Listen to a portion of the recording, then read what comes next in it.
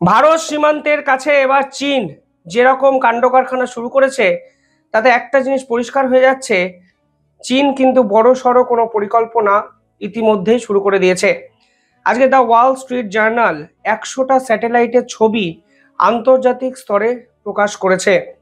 সেখানে দেখা যাচ্ছে ভারতের উত্তর পূর্ব সীমান্তে অর্থাৎ তিব্বতের দিকে 16টি মিলিটারি বেস ইতিমধ্যেই চীন তৈরি করে নিয়েছে এবং এই ছবি প্রকাশ করে আন্তর্জাতিক স্তর পরিষ্কার প্রশ্ন তুলেছে যে চীন ঠিক কতটা ভরসাযোগ্য। কারণ কিছুদিন আগেই চীন এবং ভারত একে অপরের সঙ্গে হাত মিলিয়ে কাজ করার প্রতিশ্রুতি কিন্তু করেছিল, কিন্তু লুকিয়ে লুকিয়ে এই ধরনের মিলিটারি বেস তৈরি করে নেওয়া আসলে ভারতকেই পরোক্ষ হুমকি বা হুঁশিয়ারি দেওয়া বলে মনে করছেন বিশেষজ্ঞরা। সাধারণ কোনো মিলিটারি বেস যদি তৈরি করা হতো তাহলে হয়তো এত প্রশ্ন আসতো না। চীন যে মিলিটারি ডিপ্লয়মেন্ট ভারত সীমান্তে হঠাৎ করেই করে ফেলেছে, তাতে একটা জিনিস পরিষ্কার, তারা কিন্তু বড় সড়ো কোনো পরিকল্পনা সীমান্তবর্তী এলাকায় করছে এবং তারই বহিঃপ্রকাশ এই 16টি high altitude military base camp.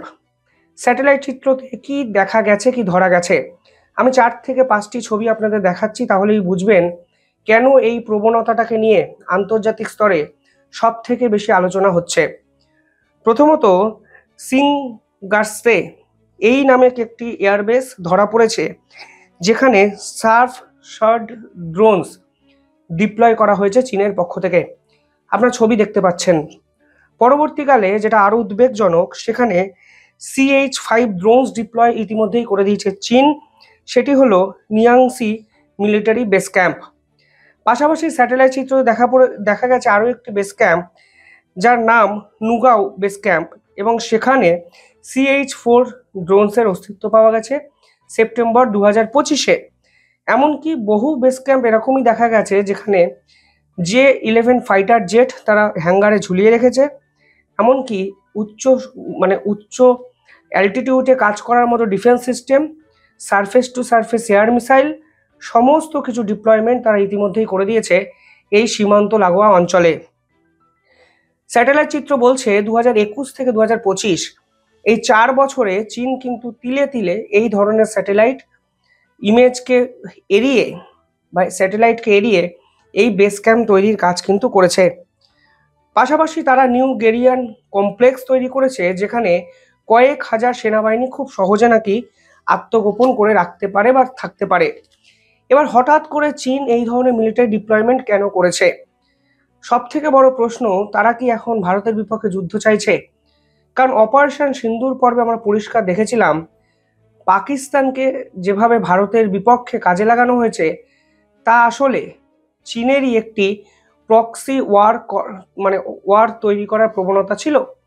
অর্থাৎ চীন দিনের পর দিন অস্ত্র দেবে, চীন দিনের পর দিন মিসাইল দেবে, একাধিক ইকুইপমেন্ট দেবে এবং পাকিস্তান চীনের কথা মতো ভারতের বিপক্ষে যুদ্ধটি করবে। কিন্তু আজকে দেখা যাচ্ছে পাকিস্তানের মায়া তারা কিছুটা ত্যাগ করে তারা সরাসরি ভারতের সীমান্তে নিজেরাই মিলিটারি বেস ক্যাম্প তৈরি করে রেখেছে এবং যে কোনো মুহূর্তে ভারতের বিপক্ষে ড্রাস্টিক অ্যাকশনও যদি নেয় তাহলে অবাক হওয়ার কিছু থাকবে না। দেখুন, এই মুহূর্তে চীনের বিভিন্ন স্ট্র্যাটেজি নিয়ে কিন্তু আন্তর্জাতিক স্তরে বহু জায়গায় সমালোচনা হচ্ছে এবং যুক্তিসঙ্গত সমালোচনা। আর্জেন্টিনা নেভি একটি ভিডিও প্রকাশ করেছে কালকে। সেখানে কি দেখা যাচ্ছে জানেন? সেখানে দেখা যাচ্ছে আর্জেন্টিনার ইকোনমিক যে জোন, সেখানে প্রায় 100টি চীনা মাছ ধরার ট্রলার পৌঁছে গেছে শুধুমাত্র সার্ভেলেন্স করার জন্য আর্জেন্টিনাকে।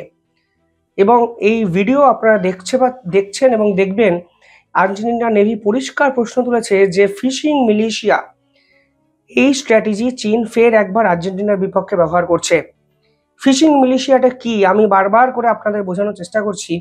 দেখবেন শেষ 1 সপ্তাহ ধরে ভারত এইভাবে বাংলাদেশের বহু ট্রলারকে কিন্তু আটক করছে। শেষ 1 মাসে অন্তত ভারতের নৌসেনার হাতে আটক হয়েছে 150-র কাছাকাছি বাংলাদেশি মৎস্যজীবী। সংখ্যাটা একটু এদিক ওদিক হতে পারে।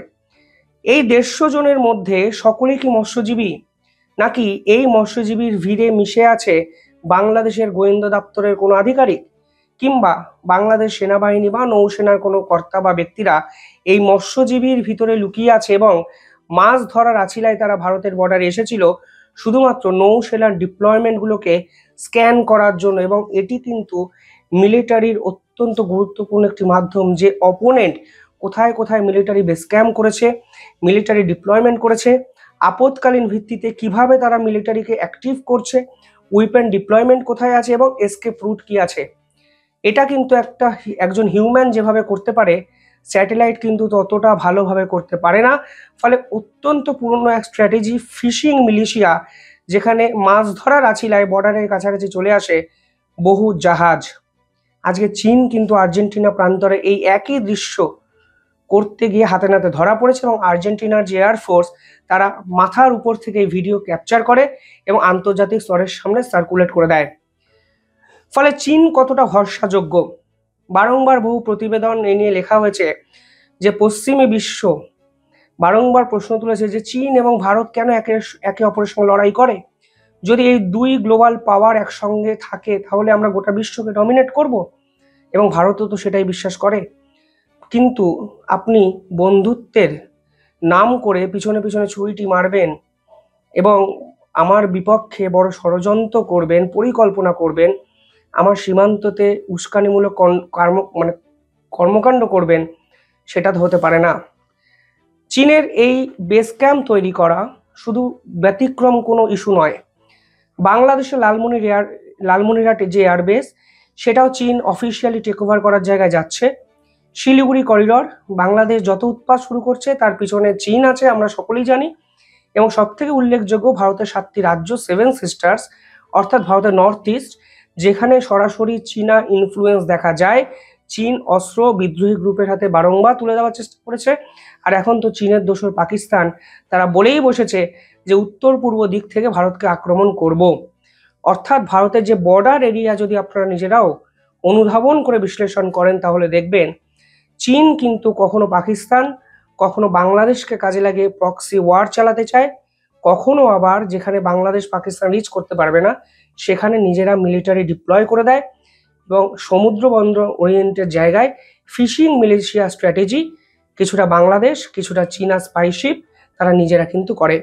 অর্থাৎ ভারতকে প্রবলভাবে চাপে রাখার চেষ্টা চীন করছে এবং হয়তো ভবিষ্যতেও করবে।